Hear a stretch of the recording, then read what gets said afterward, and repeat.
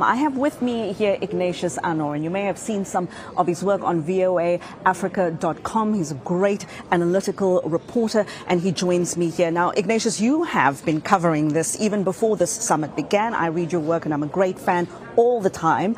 So tell us a little bit about what people have been telling you. How are they feeling about the summit and about the timing of this summit? Why is it so urgent? Why now? Thank you very much, Hayde. So it's a feeling of optimism. It's a feeling of, for years, the U.S. used to be one of the biggest investors on the African continent. And over the last decade, we have a continent like China take over. There were inroads that have been made by Russia, Turkey, and the United Arab Emirates. And now the U.S. essentially saying that not only are we back, we want this relationship to be a partnership, essentially a win-win situation.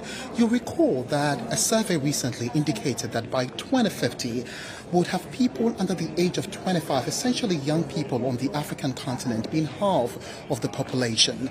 And so it's a scramble for the African continent. It's the U.S. recognizing the African continent as the new voice in the geopolitical space. I speak to analysts all the time, and what they are saying is that Africa has a lot of power now. It has the resources, which the West and the East often go there for. Not only that, it also has the human capital, with youth being at the forefront of development on the continent.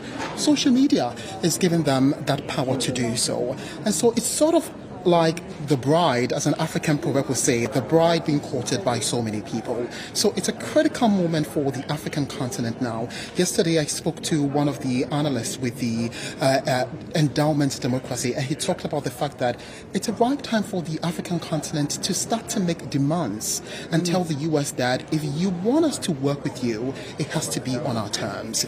It wasn't what happened in the past, but it looks like the African continent has now positioned itself to the point where the U.S. is saying, we want to get serious with you. And it's just like Nathan Tech said earlier here from the U.S. State Department, that they're looking for a modern partnership with Africa. Now, of course, Ignatius, a modern partnership with Africa, given what Africa has to offer, costs money. Is the U.S. willing to put its money where its mouth is? And is Africa saying, all fine and well, but show us the money? Well, not only has the U.S. shown incredible commitment as far as putting resources on the table, you do know just a day ahead of the summit, Jake Sullivan announced $55 billion for the African continent over the next 3 years. And the White House says this more than has been provided by any of the big continent that are clamoring for power and the attention of the African people. And also, Anthony Blinken, who is Secretary of State, has been to Africa since he has served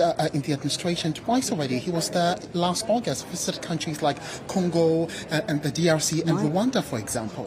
So the administration is saying that we are more than committed to partnering with the African continent by making these resources available. Not only that, this morning, Anthony Blinken spoke at the African Diaspora and Young Leaders Forum, where he talked about increasing investment opportunities between small businesses and entrepreneurs on the continent. And essentially, he also said that for the next couple of days, which is the duration of the conference, they will be announcing other programs and exchange projects between partners in Africa and in the U.S. to demonstrate its commitment to deepening this relationship they hope to build with Africans.